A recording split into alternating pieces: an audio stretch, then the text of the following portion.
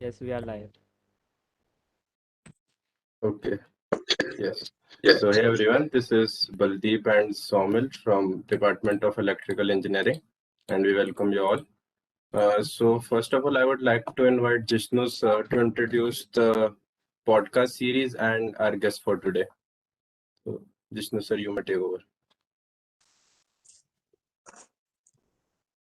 Good morning, everyone. This is one second. Good morning, everyone. This is Dr. Jishnu Kamprat, Assistant Professor at the Indian Institute of Technology Research, Indian Institute of Technology Roorkee.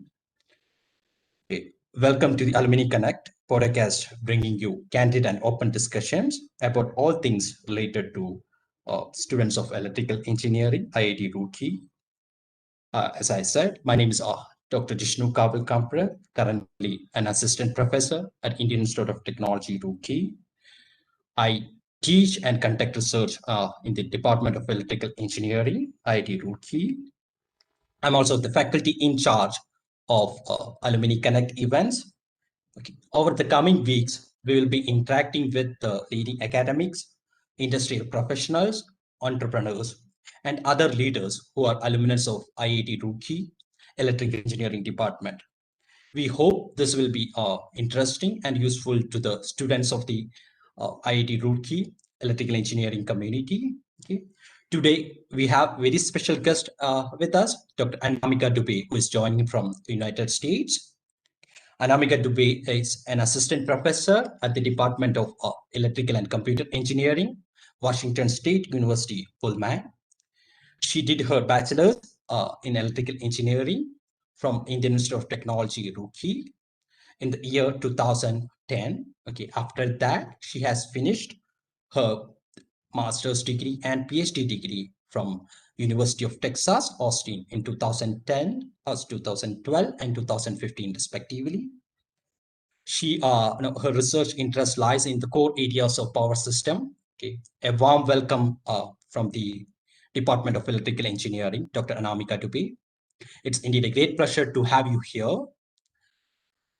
With this, I request the student coordinators, Aman and Baldeep, to take over this session. Okay, you can continue. Sure. Warm welcome, for kind Aman. introduction. I'm glad to be here and I look forward to interactions today. Okay. So yeah, I have to tell you this, like students were overwhelmed to have you as the guest, and we received a plenty of questions from them. So we have short. Okay, great. I would love to answer all of them, and I hope I can answer to to help you work through and walk through what you're looking for to learn from me. Yeah. Okay, sure. So to start with, can you tell us a little about yourself and your journey? Like, at what point did you exactly know that you are going to do this? And students are like also eager to hear how you eventually made that happen. So you can. Okay, great question. A little bit about myself. I come from a very small town in Madhya Pradesh. I'm from Riva, MP. So like many of you, I was good in studies. I was topper in my class, and the students, teachers were always telling me that you should do this, you should do that. And there was a great teacher there who told me that what do you want to become? And I was, this was like in 6th grade, and I told him that I want to become an IAS. And he's like, okay, first crack IIT, then you become IAS. And I was just parroting, what I have heard, that okay, IAS is the biggest thing, so I should become that. But that teacher was the one who really aspired me to think carefully about what interests me, and why I should probably pursue, how I should maneuver in my career as I'm building it, or as I'm going forward with my school years, and then thinking about college years afterwards, right? So I started to have more frequent conversations with him. I started to ask him, what is IIT? What does it really mean? And what do you do after that? And why should I do IIT? And he started telling me that it's one of the most competitive exam in India. You do that, a lot of avenues, a lot of opportunities open up. That was his first comment, which is of course true, right? His second comment was that you do that and you really figure it helps you maneuver and figure out what you want to do next, and you can do several different things once you actually get there and you start exploring and figuring out what you want to do. And you love studying, you love learning, so that's the place that will definitely inculcate that thing in you. So yeah, that resonated with me. I started working on it, and you know how competitive the exam is, so it was extremely fortunate that I got selected. And as far as the branch is concerned, when I was in my 12th standard, physics always fascinated me, but one specific branch of physics that stuck with me was electromagnetism. I was fascinated by the concept of electricity and magnetism coming together, the entire history of it, and then how it is really defining the entire 19th and 20th century. I was just blown away by it. And, I had a great fascination with big machines and all those things as well. So I thought that I will get electrical, and thankfully IIT Roorkee electrical was available in my rank, so I got it, and that's how I get to the electrical. Then again, you get to IIT, you start rediscovering yourself, you start asking yourself again that what do you want to do next, what do you really like. So as far as you're asking me that when did I exactly knew what I want to become, I don't even know now, honestly. I'm still learning, I'm still trying to learn and figure out what I want to become. What I always knew, at least in every stage of my life when I was asking this question, what I want to become, was what I want to learn, what I really want to learn right now, and what I want to do right now, what fascinates me right now. And I just went ahead and did it.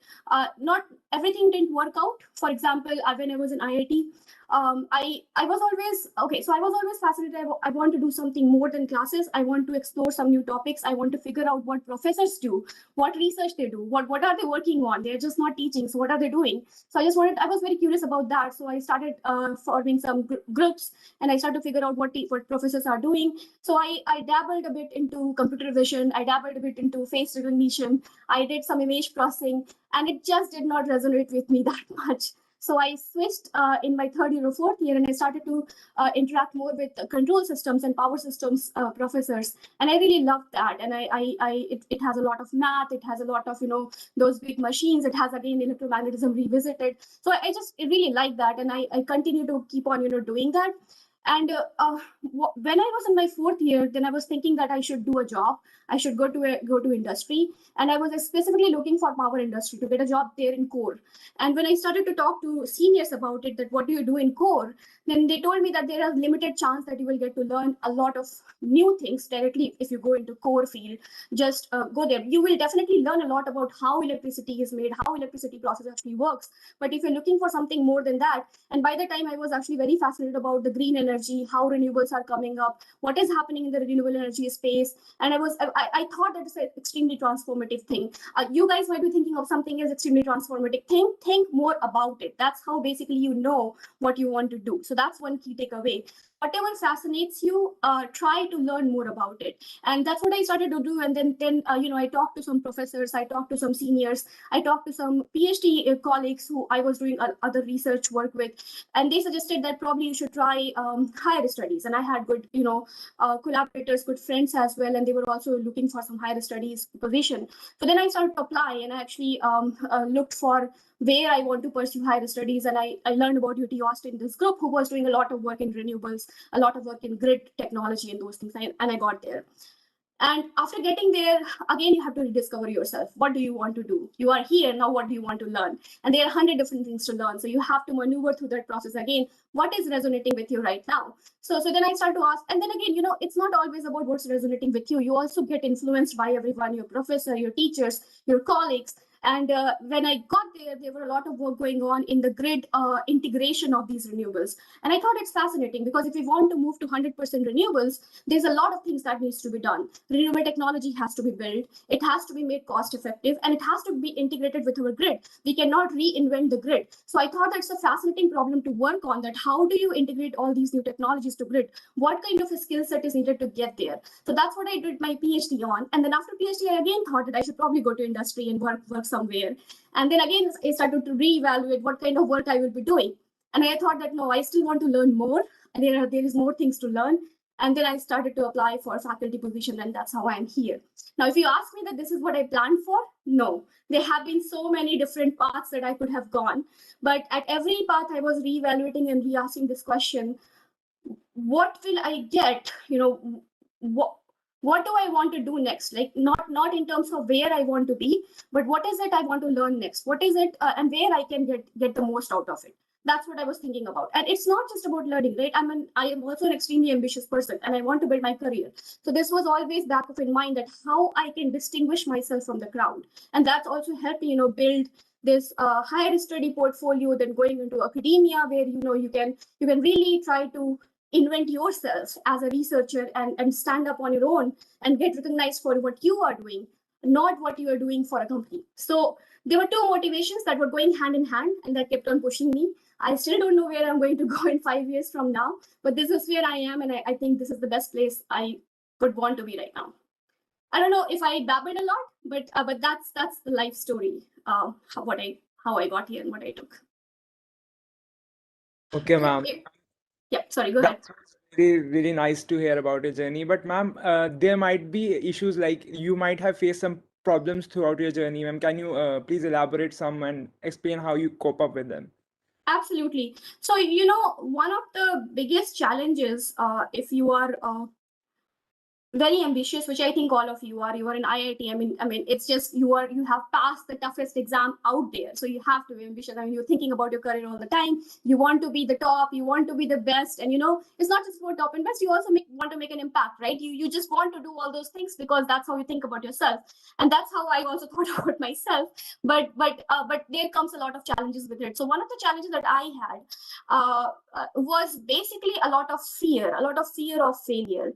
And that's one of the major obstacles that you might feel when you are going to pursue even the slightest of unconventional path. So power systems, doing a PhD in that was not that conventional. Even in my time when I was applying for higher studies, computer science was the thing. I mean, if you want to do higher studies, do in computer science, learn about computer science. Yes, there's a lot of jobs out there in that. There is a lot of research, a lot of cool things going on there. Power systems was never cool, right? But the point is that when you try to make those paths, and not just about choice of a field, but also choice of moving out of country altogether, right? That's a big step. Trying to establish your work life in a different country. There were always this fear of failure, that you can fail if you take this path. Should you take this easy path, right? So that thing was always and constantly there. Fight it. That's the best thing. Try to fight. Try to ask yourself. The best way to fight that fear of feeling that you might lose is that if you don't do it, you will never know.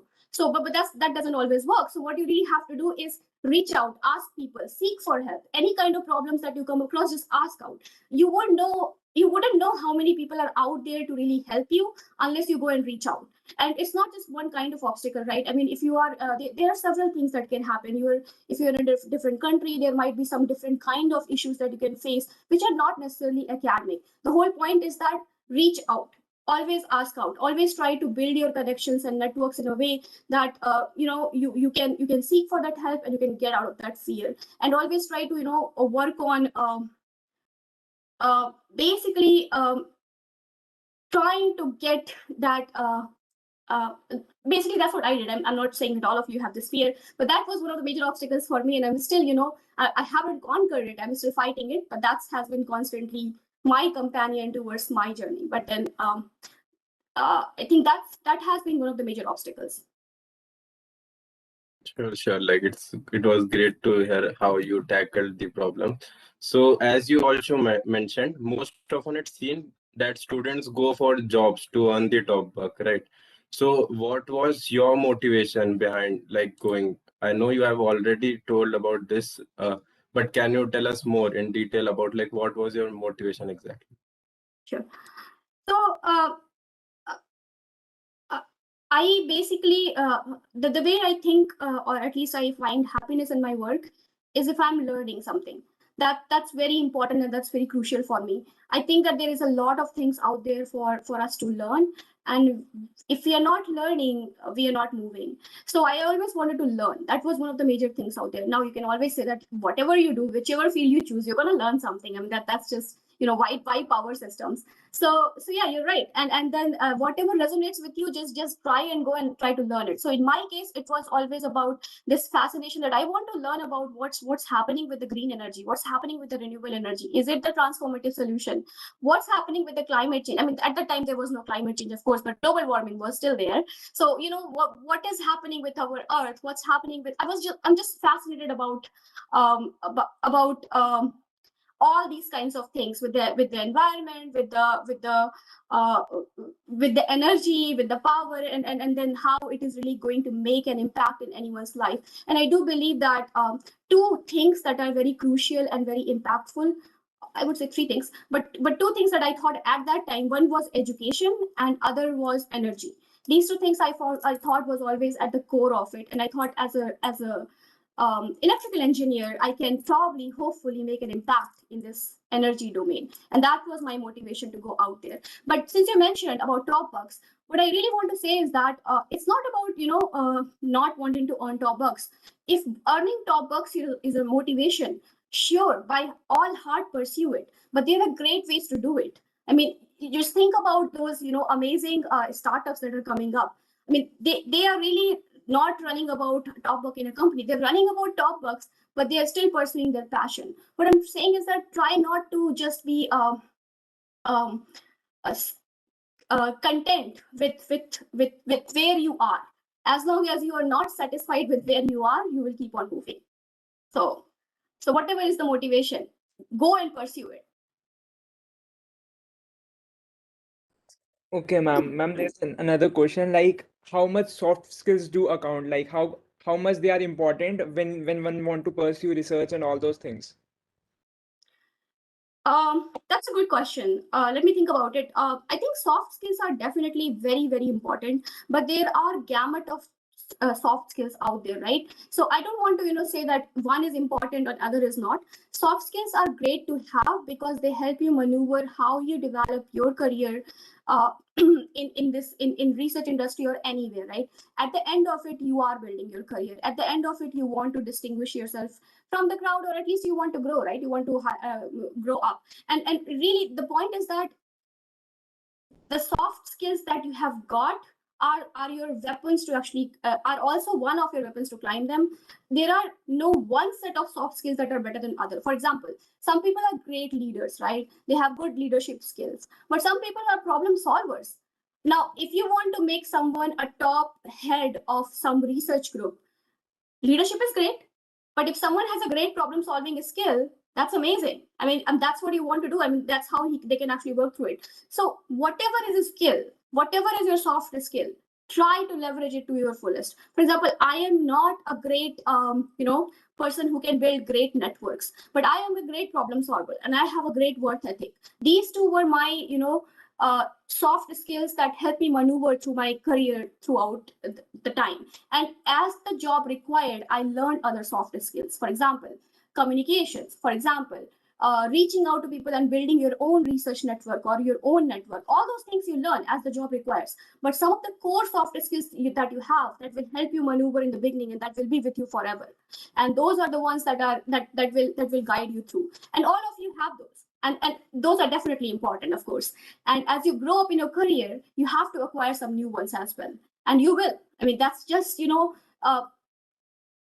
as you remain passionate and curious and forward looking about your work and job, rest of the things really just follow. That's what I would like to give you as a takeaway. Yes, sure. So you told us about your journey and your motivation behind pursuing the career in research. So like if someone asks you, why do you think an undergraduate should be motivated to do research, or how can undergraduates start this field? So like, how would you be answering this? Okay, sure.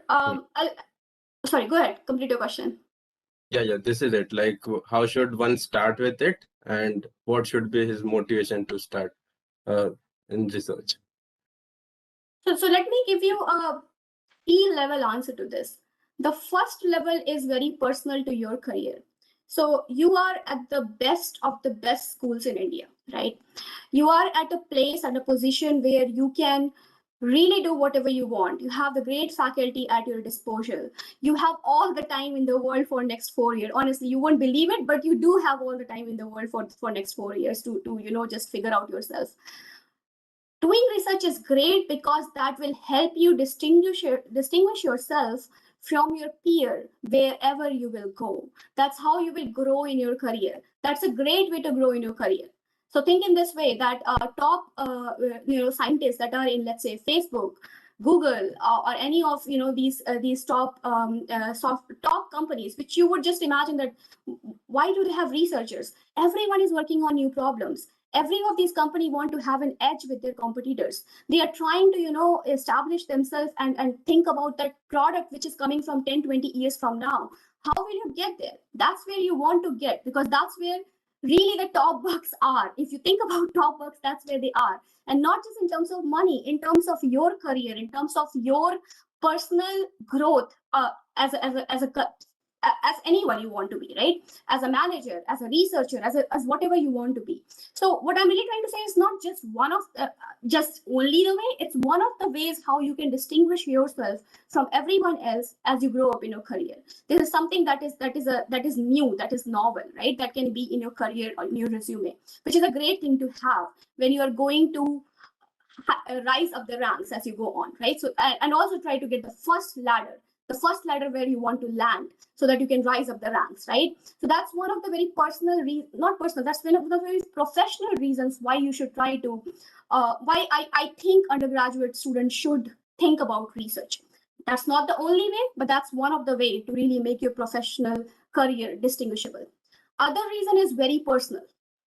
I think research is extremely satisfying experience to have in your life. In your entire life, you will be working many hours. Most of your life will be gone working. Believe me or not, that's the reality. You would want to do that. I'm not saying you don't want to do that. You don't want to do that.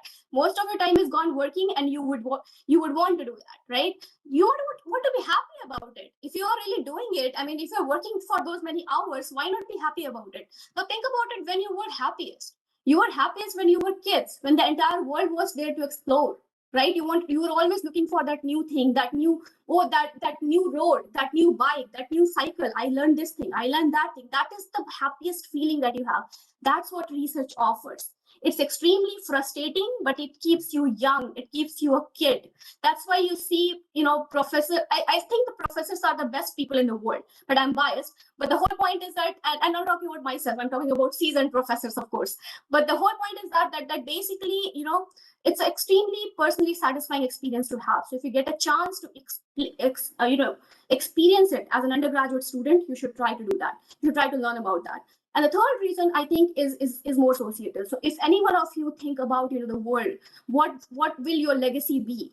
What do you want to leave behind when you go? What is going to be your mark, your impact? This is one of the ways to do that. That research career makes it happen. Not everyone ends up doing it, but you are working forever in your life towards that goal. And that's a huge motivation to have, huge motivation to keep on working. So I think that I'm not saying that all of you should go in research career. All I'm saying is that all of you should experience it. This is a great time for you to experience what is research as an undergrad student. And if you like it, then just pursue it. If you don't like it, there are 100 different paths where you can actually even distinguish yourself as great career professionals, whatever you want to be. But yeah, that's the reason I think an undergraduate should pursue research. Okay, thank you, ma'am. And now I am up with the most frequent question. Ma'am, in our traditional education system, we are graded on the basis of our performance in our exams, like GPA and all. Ma'am, how would you tell the influence of CG factor in taking up research, ma'am, like low CGs and backlogs? What are their influence? So, this is a hard question, and I'll tell you for why. Unfortunately or fortunately, we are the most populous country in the world. We have the most, I do believe we have the most talent of the world as well, of course, but we are the most populous country as well. How do you distinguish? when you have limited time, that is what happens, and that's why CG and everything becomes important. Okay, I'm not saying it's a great indicator of anyone's success in research, not at all, and I don't personally believe it, but it's one of those things, that I don't think as an undergraduate student you should take that lightly. And I would tell you why. Because you as an undergraduate students, you are exposed to different subjects, which is kind of the purpose of it. If you think about electrical engineering field, I think this, again, I'm extremely biased, and you can see I'm an extremely passionate person as well, but I do believe that electrical engineering field is one of the core of all engineering.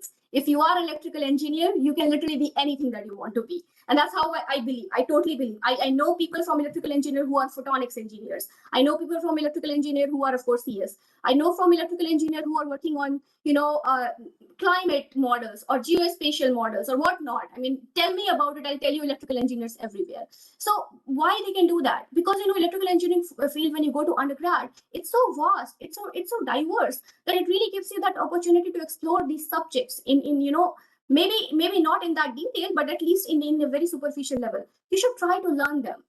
I'm not saying that you should try to memorize everything that is out there, but you should try to learn them, and that is a great way to also think about what you want to do as you transition to your career. So again, I'm not saying that your CG should be 10 and only then you are great. All I'm trying to say is that your CG should be good enough that basically reflects that you have taken your courses seriously. And I think that it's a good idea to take them a bit seriously. But as far as this question is concerned, that if your CG is not great and you have backlogs, what are the consequences in terms of research? I don't think it should bother you that much. I still don't think that anything defines really your lifelong learning. Your CG is not defined by that. I got 5 out of 50 in C++ in first exam after getting to IIT. 5 out of 50. And that was the most disappointing experience of my life, of course. And those things happen, and I was extremely bad with engineering drawing and machine drawing. I was failing those subjects almost. The whole point really is that one grade or one backlog or these things do not decide what you want to be. If you are passionate about something, pursue it. The best way to pursue it, reach out to the professors, go and talk to them, figure out what they are doing, try to put more time, try to talk to their PhD students, just see what they are doing, what they are working on, try to read through things, right? There's so much literature out there. We are living in communication era. I mean, like every information that you want is out there for your disposal. Just go and find it. And it should never stop you from doing what you want to do just because you have a low CG, just because you have some backlogs. It should never stop you from doing it. Your career is yours to build.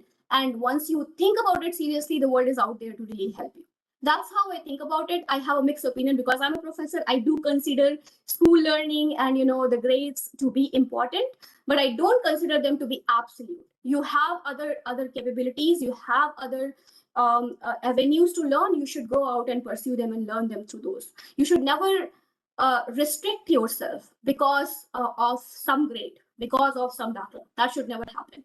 And you, all of you guys are super smart. You are in IIT. I mean, it just says itself. So you can definitely go and learn something and make something out of yourself. Just do that. I don't know. Did it answer your question? Yes, it answered. Yeah. So, like, you have had an experience of studying both in India and abroad. So, can you draw comparisons between your master's degree at Austin and your bachelor's degree at IITR?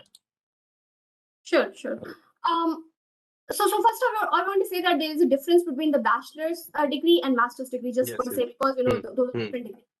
But I would tell you some similarities which were there in both of them. One of them was a strong focus on academics. So there was in US there is a very strong focus on academics, like in India, right? So for example, CG matters a lot.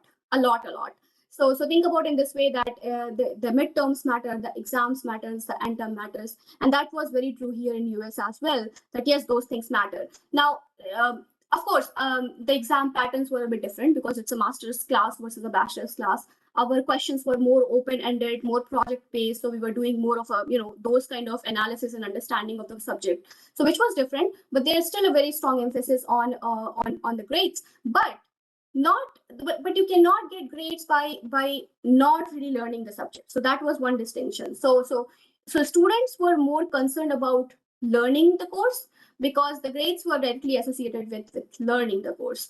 But they were still, whatever is the reason that grades are more important, students were always, at least when I was in my master's and PhD, the main emphasis was that I want to learn this. What is going on here? What is the basic understanding of it? There was this huge emphasis on trying to learn everything that is there in the course that is being taught, and not just learning it, but also expanding and extending it, working on the projects and trying to figure out what's going on. So that was one of the major differences that I saw, which I really like, because my main purpose to study is to learn, right? And I think that's what main purpose for anyone is. It's just we get distracted a bit because there are too many things that are going on.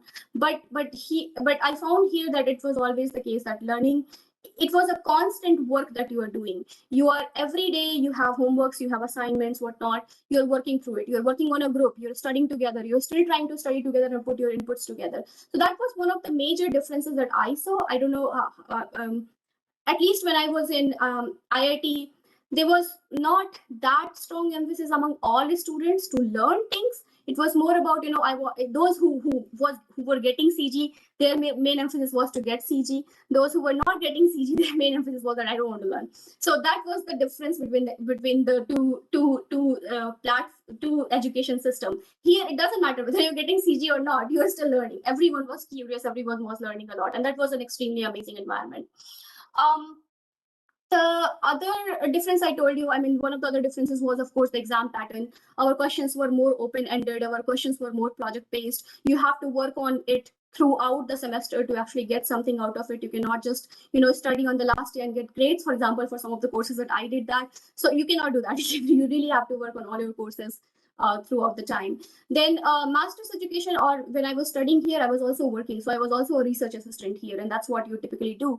So your 20 hours officially are basically when you're working, but unofficially you are always working. So that was the different thing, that you are simultaneously trying to do and get some research done and trying to work with your professors, your colleagues, your students on that. In that meantime, you have to build a skill set of communicating with your peer, trying to work in a group or collaborating with the peers and all those things. So I think those were the main distinctions that I saw. And I think the learning environment was more how do I put it, more aspirational from the perspective of a student, because the student body that was around me was also very aspirational in that sense, in the sense of learning. I know all of you are also aspirational, but is it always about learning for the class, or is it about something else, right? So here it was a lot about the classes as well. Oh yeah, there was one other difference. So, but that's a difference because of the master's education. The difference was about classes that you can take. So we had a lot of classes available at our disposal, and these are not just about electrical engineering departments. I can go and take class in aerospace engineering. I can go and take class in physics. I can go and take class in math department, business department, whatever you want to. So really everything was open to take classes, and you had so many options, and you can really try to figure out what you want to learn and go and take those classes.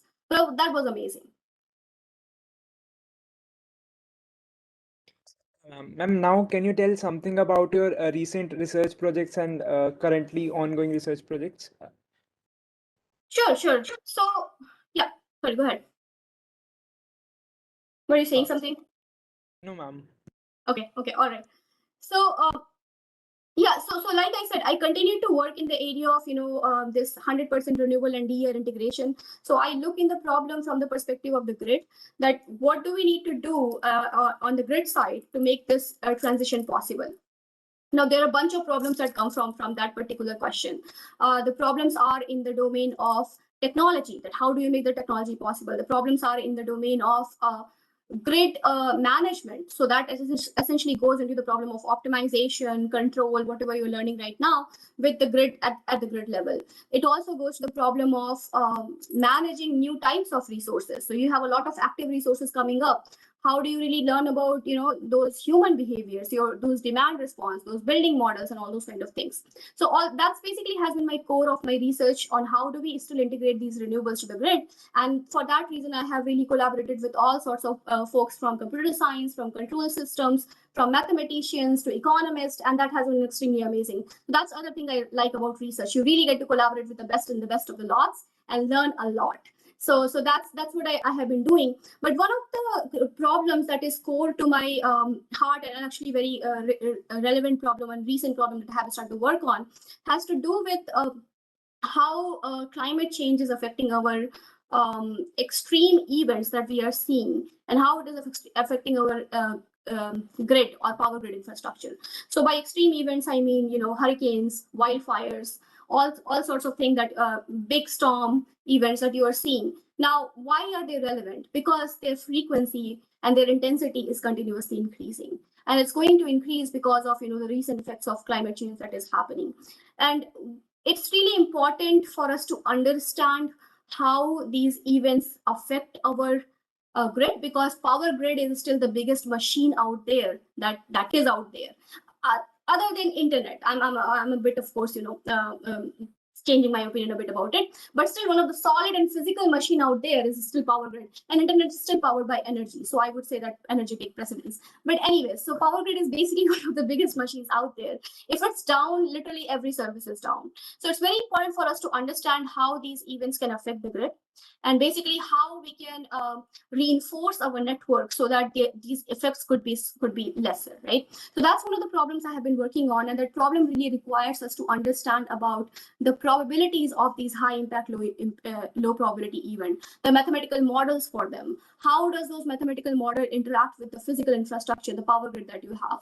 How does the physics of the power system gets affected by it? What can you do, in terms of figuring out what should be strengthened, what should be made here so that our power grid can be saved? What are the different ways or non-traditional ways of operating power grid so that we can supply some critical loads in the event of a disaster, and same some of the some of our critical loads, for example, hospitals, transportation, data centers, so that our society can still function when we are seeing those extreme events. So some of my recent work in this area has been about learning to model these events and learning to model the impact of these events. So when you work as a power system researcher, a lot of work you do is about modeling. And what you really do is develop extremely complicated or computational model that can reflect the reality to the best way possible. Now, this is one of the problems that requires an intersection of machine learning with the power systems. Why? Because a lot of these events are not known.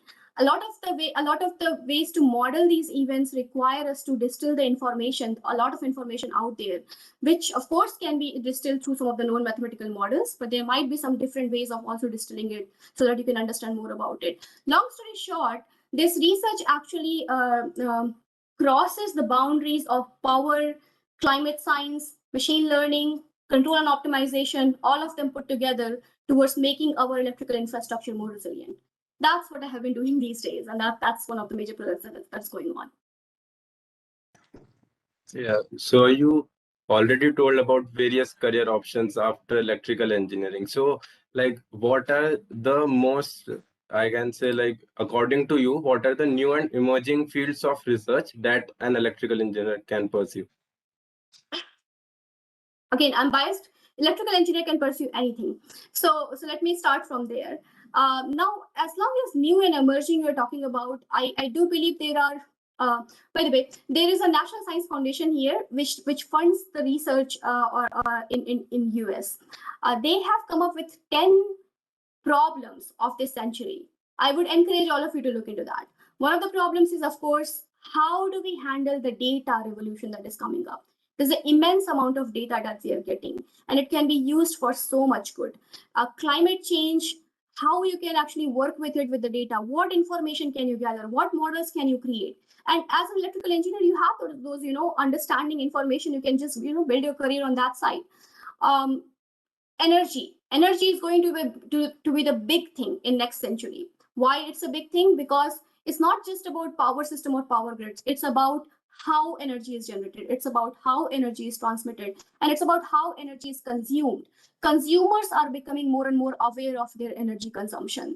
A lot of things actually become very, very interesting once the consumer becomes proactive. There are a lot of things that can be done which can really help us make energy available to every individual out there. It's a great thing to think about, right? So, and of course, what can you do there? Energy is other area. What else? Then of course, I mean, think about circuits and system. Think about what's happening in the VR and AR technology. The way we interact with the world is changing.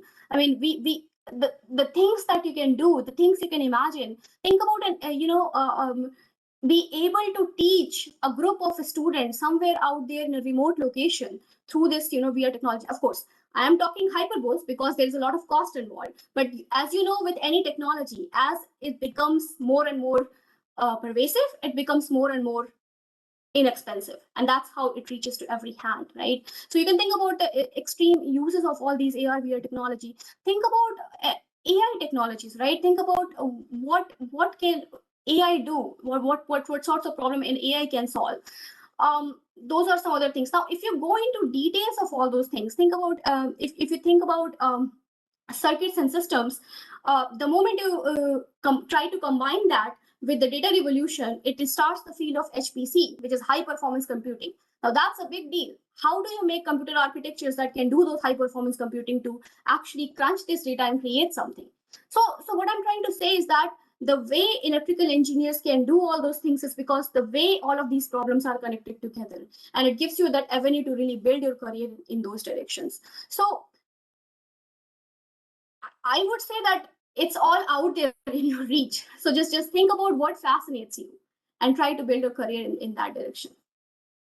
I don't know, did I answer your question or did I just confuse you more?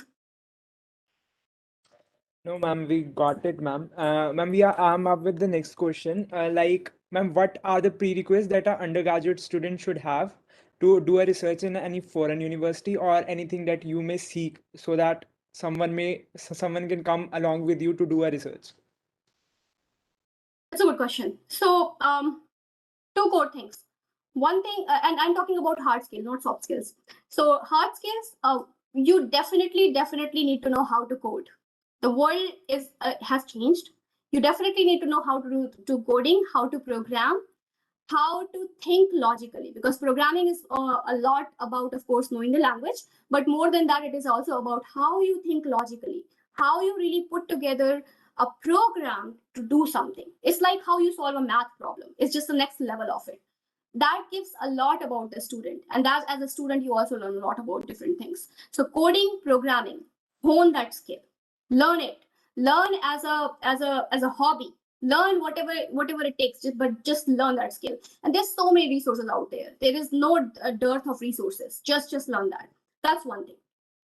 Other core skill that I think is very important for upcoming undergraduate student is to have a strong foundation in math.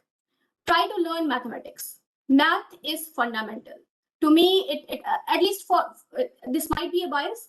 You can say that physics is equally fundamental, but we don't get to learn that much physics, right? I mean, unless you're in physics department. But math is something that is fundamental. I would highly encourage you to try to learn, try to take some math courses, try to take some, control theory courses and try to learn about it. Not just, what is taught in the class, but try to learn about what is going on with this control theory course, right? What really they are talking about or teaching about. OR course, optimization course, what is going on with optimization? All of this is, just algorithm. It is a way of thinking that you develop, which is pays many folds when you go in research and when you have to solve a new problem. When you have to crack a new problem, you need to be able to think in a very systematic and a very logical way, and of course be creative about your thinking process. That's also required. But some of the things can be learned, some of the things you develop, and these two things are some things that can, I think, help a lot, because the learning about math gives you that skill set to think systematically. Learning about coding gives you that skill that you can program any thought process and test it. So those two things are important. And then you learn about, thinking creatively, learning about a discipline, building further on that research once you get to master's and graduate studies. So those two things I think are core. Try to learn about that. And of course, try to know your core. Whatever core language, wherever you want to do the research, try to learn your core. That is important. At least have good fundamental knowledge, because in masters you always build from there. So if you are going in power, learn your core in power. That you should know. But these are the skills I would prioritize. Does it make sense? Yeah. Yes. So we'd like to hear your views on Indian higher education system. Like, why isn't it is not as popular as like undergraduation in IITs or like that? It's not, of course, as reputed. So what are your views on it? Indian higher education system. So honestly, I think a lot of good work is coming from Indian higher education and IITs, and especially from the research side. Really, a lot of I don't know about all the areas, of course, because I have been focusing on power mostly. But I know about power. There is a lot of work that is coming up from power, which is extremely impactful. For example, there is this work from Professor. Let me give you an example. I don't know. I don't think it's bad. Let me give you an example. So Professor Ashok Jhunjhunwala from IIT Chennai, he has been working on the problem of rural electrification for some time.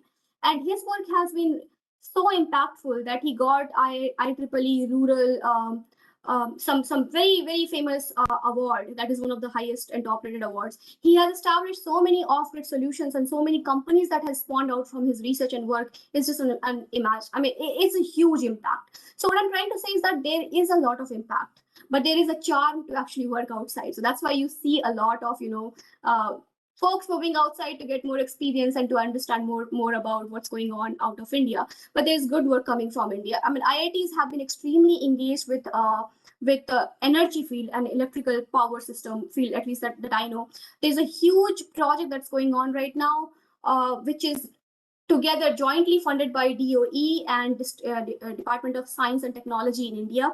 It's a 30 million grant where multiple IITs are working together on one problem. And that problem is extremely impactful. It's about actually, islanding and creating the solution to the rural communities, working with the distributed energy systems and how you can make it all work together with new resources. So I do believe that there is really good research that are going on in India and in Indian, IITs. What I would encourage you is that if you like some class or some professor what they're doing, go and reach out to them. Ask them, what research do you do? Ask them, can they connect you with their PhD student? Can you learn about what they're doing? And that's how you will figure out what really is going on in India and what kind of impact they are creating. And professors are always interested to work with the students. That is a axiom. That is not my assumption. This is the truth. If you go and tell someone that you want to work with them, it's never a chance that they're going to say that I'm not going to work with you. Just go and figure out what's going on. That's the best thing. And I do believe that there's a lot of work that is happening. I really do not want to compare that much, like what's good, what's bad. Different countries have different preferences. Different countries have different system of universities and research and all those things. But as far as impact is concerned, I think there is a lot of impact coming from India, at least in the power area that I'm aware of. So that's how I would put it. And I would really encourage you to go and talk to your professors and figure out what they're doing. Just go and talk to them. Professors love to talk to students. That's what they live for. Just go and talk to them.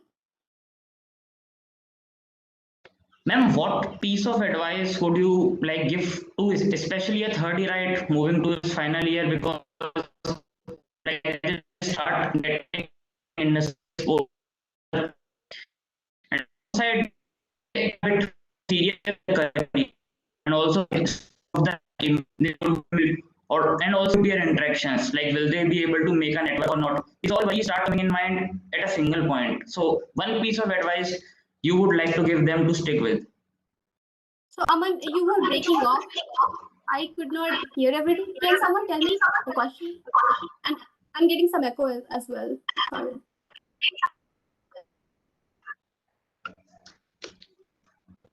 Okay. Shall I repeat? Yeah. He was asking for a piece of advice for an undergraduate of third year who's just going to land into the field of research in a very few years. Okay. So you're saying that you are starting in research in the third year, right? Third or fourth year. And what will be that one piece of advice? Is that the correct understanding? Yes, ma'am. Okay. I would say one piece of advice that I can give you is if you're looking for a research career in your third or fourth year, whichever area is fascinating you, doesn't matter. Go reach out to a professor who you like in that area or who you are impressed with. Ask them that you want to work on a research problem. Tell them give you some good literature that you can read or work with, or connect with their PhD student, and really take upon a problem and work on it. That is the best way to really do research. Just take upon a problem and try to work on it. And don't delay. Don't wait for the perfect result before you can publish your work. Perfect result is not going to get, even if you are done with your life. And then of course you will get some perfect results. I'm not saying that, but the point is that you cannot wait for it. So whatever you get, whatever the results you're getting, whatever you are understanding, try to talk to people about it. How can you talk to people about it? Put together some publication, submit a presentation in a conference, submit for something at a fest in IIT Roorkee, wherever, whatever you want to do. Just communicate, spread around the world that you did that and you want to talk about it.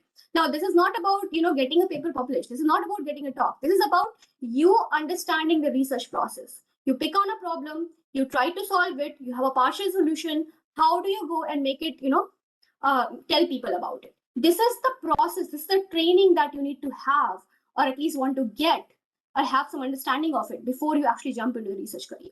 That's what one key advice I will give you. Just solve a problem, just work on it, and then try to tell people about it. There are different ways to tell it about it, but try to tell them about it in written form, in oral form, in whatever is the possible way. That's my suggestion. Aman, did I answer your question? Yes, ma'am. Thank you.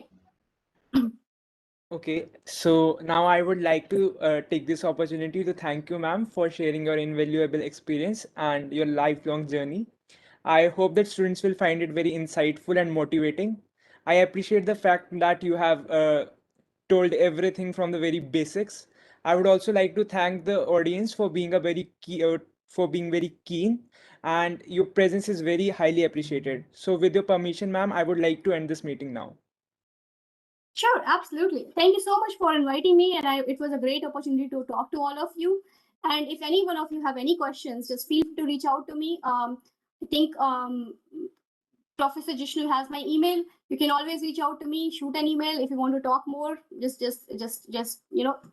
reach out. It's always great to hear from your alma mater. So definitely do that. Okay. Thank you. It was glad to be here, and have a great day. Thanks for being here on a Sunday. Thank you, ma'am. Thank you, ma'am. Thank you, everyone. Thank you.